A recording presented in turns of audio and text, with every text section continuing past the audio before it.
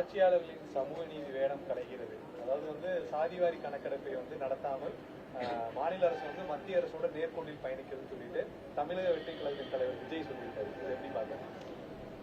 தமிழக வெற்றி கழகத்தினுடைய தலைவர் ரொம்ப சரியா ஒரு விஷயத்த சொல்றாரு. ஆனா என்ன சொல்றாரு? நேர்கோட்டில பயணிக்குதுங்கிறாரு. அவங்க மாநில அரசு ஒரு காலத்திலும் நேர்கோட்டில வரவே இல்லைங்களே. அதனாலதான் தமிழ்நாட்டுக்கு இத்தனை பிரச்சனை.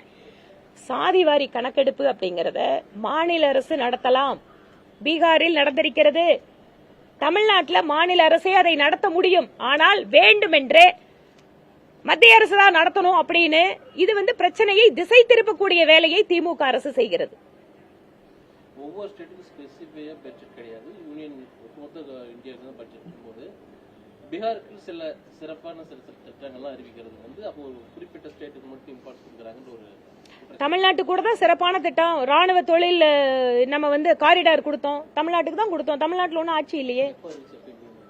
இப்ப ஏங்க வாங்க கொடிசேக்கு வாங்க எங்கூட. தமிழ்நாட்டில் இல்ல இந்தியாவிலேயே டிஃபென்ஸ் இன்னோவேஷன் ஹப் அப்படிங்கறத நாம இங்கதான் ஆரம்பிச்சோம், கோயம்புத்தூர்ல தான்.